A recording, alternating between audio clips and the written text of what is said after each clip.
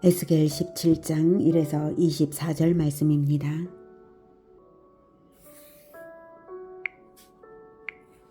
17장.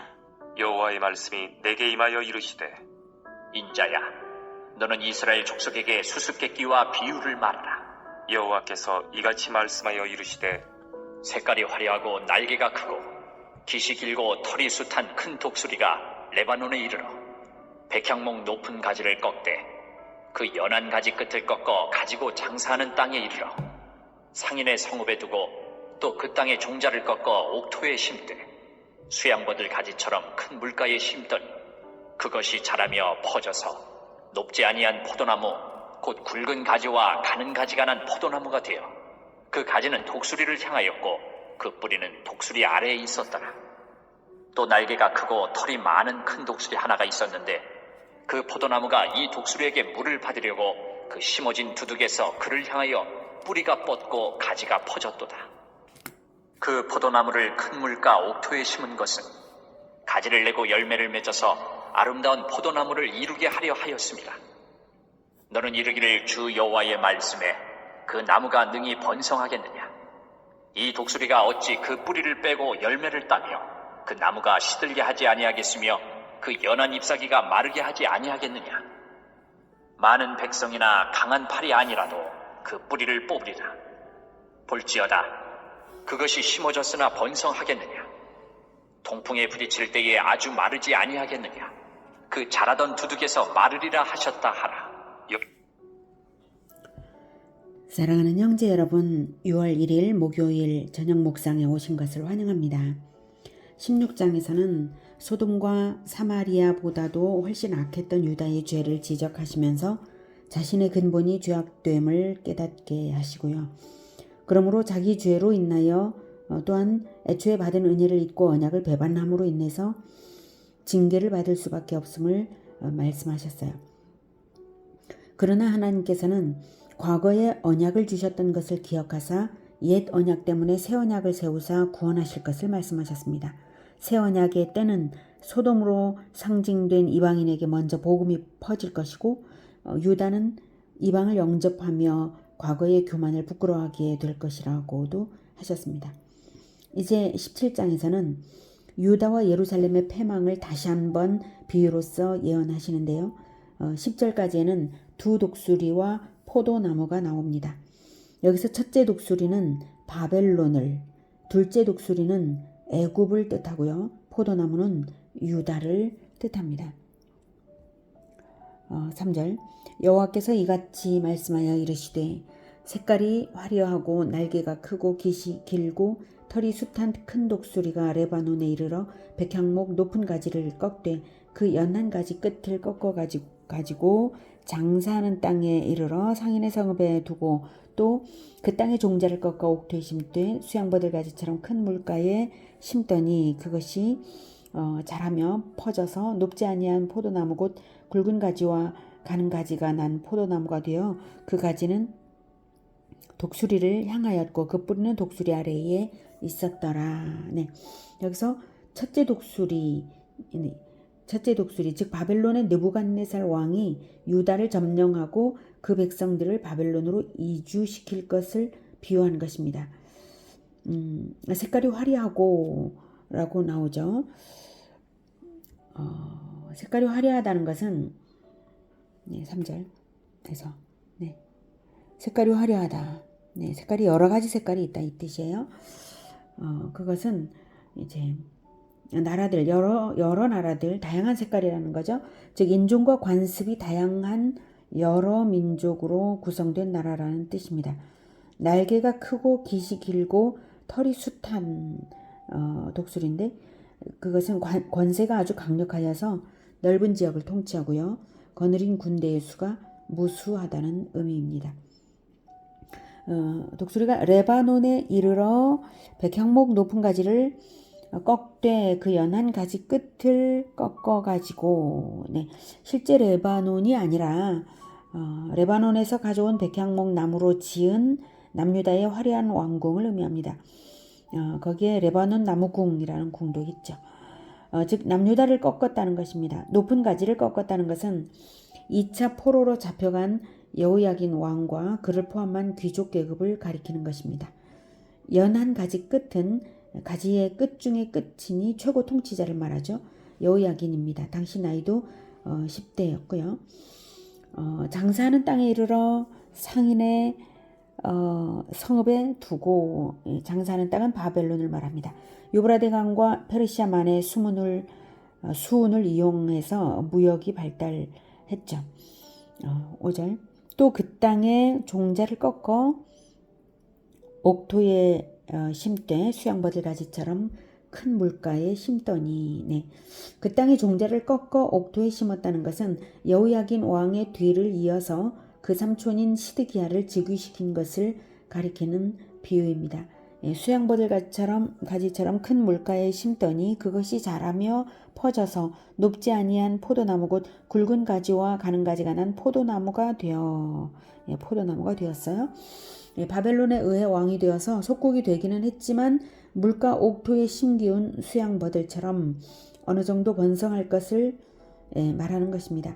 백향목만큼은 아니지만 수양버들만큼은 되는 그 정도 되는 이 포도나무다 이렇게 하셔요. 그래서 그래도 잠시 동안 제한적이지만 은총을 입은 이유를 8절에서 말하는데요. 8절에는 그 포도나무를 큰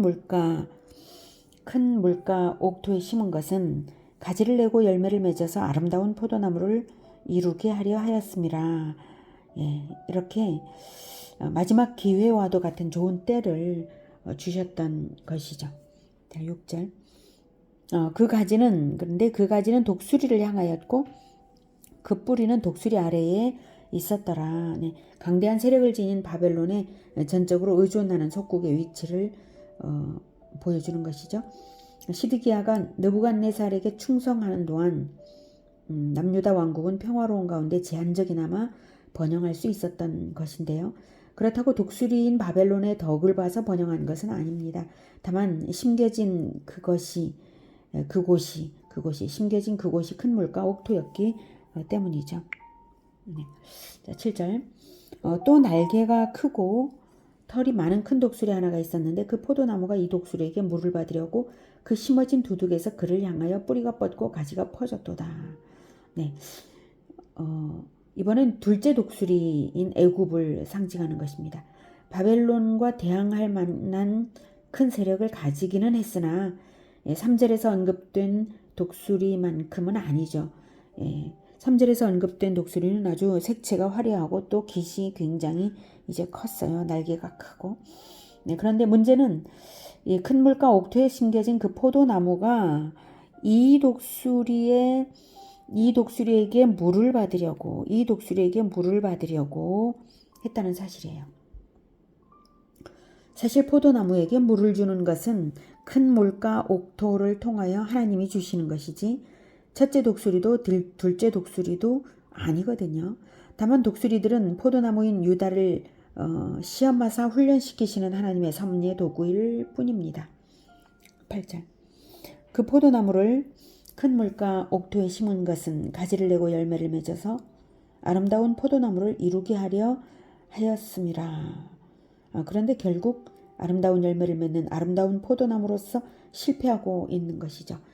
자기가 뿌리 내린 축복의 근원이 되시는 하나님만 의지하면 될 일을 엉뚱한 데에 목을 맨 것입니다.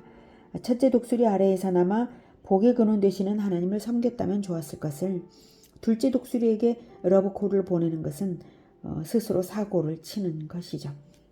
9절. 너는 이르기를 주 여호와의 말씀에 그 나무가 능히 번성하겠느냐. 이 독수리가 어찌 그 뿌리를 빼고 열매를 따며 그 나무가 시들게 하지 아니하겠으며 그 연한 잎사귀가 마르게 하지 아니하겠느냐. 많은 백성이나 강한 팔이 아니라도 그 뿌리를 뽑으리라.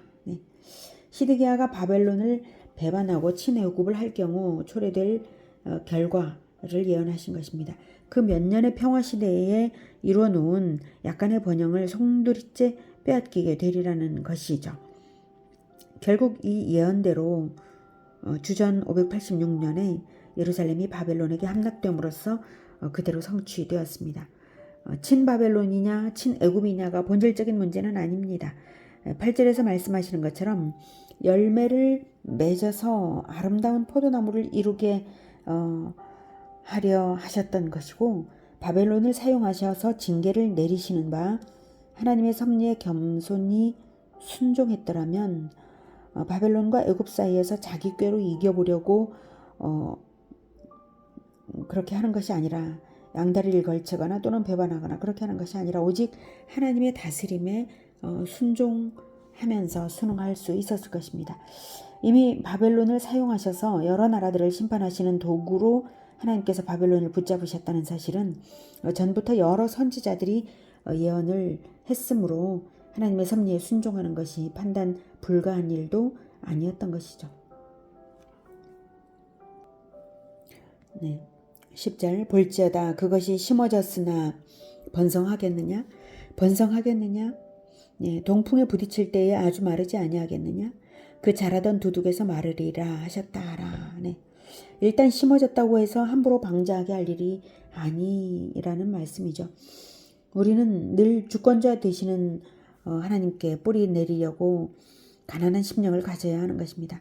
한번 택함을 받았다고 해서 그것이 방자히 굴어도 된다는 허가증은 아닌 것입니다. 우리는 천국에 태어날 때까지 재창조되고 있는 흙덩이에 불과합니다. 하나님은 자기 백성에게 축복을 베푸시는 중에도 방자히 굴면 징계를 주십니다. 자, 이제 11절부터는 이 10절까지의 비유를 10절까지 비유만 볼 때는 좀 어렵게 느껴지잖아요. 그런데 이것을 이해하기 쉽도록 풀어주시는 말씀인데요. 10절까지의 예언은 시드기야 왕이 겪을 미래를 경고하신 것이고, 이 11절부터는 이미 여호야김과 여호야긴 때에 한번 겪은 전철이 그러한데 알아차리지를 못하고 또 같은 전철을 밟으려 하느냐라는 뜻으로 구체적으로 주신 말씀입니다. 11절부터. 여호와의 말씀이 또 내게 임하여 이르시되 너는 반역하는 족속에게 묻기를 너희가 이 비유를 깨닫지 못하겠느냐 하고 그들에게 말하기를 바벨론 왕이 예루살렘에 이르러 왕과 고관을 사로잡아 바벨론 자기에게로 끌어가고 그 왕족 중에서 하나를 택하여 언약을 세우고 그에게 맹세하게 하고 또 그 땅에 능한 자들을 옮겨갔느니 이는 나라를 낮추어 스스로 서지 못하고 그 언약을 지켜야 능히 서게 하려 하였음이거늘 그가 사절을 애굽에 보낸 말과 군대를 구함으로 바벨론 왕을 배반하였으니 형통하겠느냐? 이런 일을 행한 자가 피하겠느냐? 언약을 배반하고자 피하겠느냐? 주 여호와의 말씀이니라. 내가 나의 삶을 두고 맹세하노니 바벨론 왕이 그를 왕으로 세웠거늘 그가 맹세를 저버리고 언약을 배반하였은즉 그 왕이 거주하는 곳 바벨론에서 왕과 함께 있다가 죽을 것이라. 네, 12절에 바벨론 왕이 예루살렘에 이르러 왕과 고관을 잡아 바벨론 자기에게로 끌어가고, 13절 그 왕족 중에서 하나를 택하여 언약을 세우고 그에게 맹세하게 하고 또 그 땅에 능한 자들을 옮겨갔나니. 네. 이것은 이제 주전 597년 여호야긴 왕과 신하들이 바벨론으로 사로잡혀간 사건을 가리키는 것이고요. 이 사건의 직접적인 원인은 느부갓네살을 섬기기로 약속하였던 남유다 왕 여호야김이 애굽을 의지하여서 바벨론에 반란을 일으킨 일 때문입니다. 반란을 일으킨 당사자인 여호야김이 바벨론 군대가 예루살렘을 점령하기 전에 이미 죽었으므로 그 뒤를 이은 여호야긴 왕이 포로가 되어서 바벨론으로 끌려갔습니다. 이때 에스겔도 끌려갔고요. 13절에 그 왕족 중에서 하나를 택하여 언약을 세우고, 이것은 여호야긴 대신 끌려간 여호야긴 대신 숙부이면서 요시야 왕의 넷째 아들이었던 시드기야를 택하여서 바벨론에 대한 충성을 맹세하게 하고 즉위시킨 것입니다. 이때 하나님께서도 예레미야를 통해서 남유다 백성들에게 그 언약과 맹세를 준수하도록 명령하심으로써 오직 바벨론에 순응하는 길만이 남유다가 안녕을 누릴 수 있는 길임을 재확인시켜 주셨습니다. 14절 이렇게 이제 한 것은 이는 나라를 낮추어 스스로 서지 못하고 그 언약을 지켜야 능히 서게 하려 하였음이거늘 그가 사절을 애굽에 보내 그가 사자를 애굽에 보내. 이것은 시드기야가 애굽과 손잡고 말과 군대를 이제 구함으로, 애굽에 보내 말과 군대를 구함으로 바벨론 왕을 배반하였으니, 시드기야가 그렇게 한 거죠. 애굽과 손잡고 7절 예언이 바로 이 뜻이다 하고 풀어 질책하시는 것입니다. 7절 뭐라고 했습니까? 또 날개가 크고 털이 많은 큰 독수리, 둘째 독수리죠. 둘째 독수리가 왔더니 그 포도나무가 이 둘째 독수리에게 물을 받으려고 둘째 독수리를 향해서 뿌리가 뻗고 가지가 퍼졌다. 자, 이 상징, 이 7절의 그 상징이 바로 지금 읽은 부분입니다. 14절, 15절이죠. 네. 그래서 사절을 애굽에 보내 말과 군대를 구함으로 바벨론 왕을 배반하였으니 형통하겠느냐? 이런 일을 행한 자가 피하겠느냐? 언약을 배반하고야 피하겠느냐? 네. 자, 7절. 또 날개가 방금 읽었죠. 네, 자, 이것이 바로 그 뜻이다 하시면서 언약을 배반하고야 피하겠느냐? 언약을 배반하고야 필연적으로 심판을 당하게 된 것을 밝히신 것이죠. 바벨론 왕과의 언약 배반도 필연적으로 심판을 당하게 되고, 그처럼 하나님과의 언약을 배반한 유다가 필연적으로 심판을 당하게 되었음을 내포하고 있습니다. 언약을 배반하고도 살아남을 수는 없는 것이죠. 16절. 주 여호와의 말씀이니라. 내가 나의 삶을 두고 맹세하노니 바벨론 왕이 그를 왕으로 세웠거늘 그가 맹세를 저버리고 언약을 배반하였은즉 그 왕이 거주하는 곳 바벨론에서 왕과 함께 있다가 죽을 것이라. 이 예언대로 시드기야는 두 눈을 뽑히는 형벌을 당하고요. 그리고 포로가 되어서 바벨론 왕 앞으로 끌려가 거기서 처절하게 죽어갔습니다. 17절. 대적이 토성을 쌓고 사다리를 세우고 많은 사람을 멸절하려 할 때에 바로가 그 큰 군대와 많은 무리로도 그 전쟁에 그를 도와주지 못하리라. 네, 대적은 바벨론이죠. 바벨론은 이 예언대로 토성을 쌓고 사다리를 세우고 높은 산 위에 있는 예루살렘을 포위해서 함락시켰습니다. 애굽은 도움을 주지 못했습니다. 애굽의 바로 호브라가 군대를 이끌고 올라오기는 왔으나 결국은 느부갓네살에게 패하여서 물러갔습니다. 18절. 그가 이미 손을 내밀어 언약하였거늘 맹세를 업신여겨 언약을 배반하고 이 모든 일을 행하였으니 피하지 못하리라. 그러므로 주 여호와의 말씀이니라. 내가 나의 삶을 두고 맹세하노니 그가 내 맹세를 업신여기고 내 언약을 배반하였은즉 내가 그 죄를 그 머리에 돌리되 그 위에 내 그물을 치며 내 올무에 걸리게 하여 끌고 바벨론으로 가서 나를 반역한 그 반역을 거기에서 심판할 치며 그 모든 군대에서 도망한 자들은 다 칼에 엎드러질 것이요 그 남은 자는 사방으로 흩어지리니 나 여호와가 이것을 말한 줄을 너희가 알리라. 네, 19절에 그가 내 맹세를 업신여기고 내 언약을 배반하였은즉 내가 그 죄를 그 머리에 돌리되.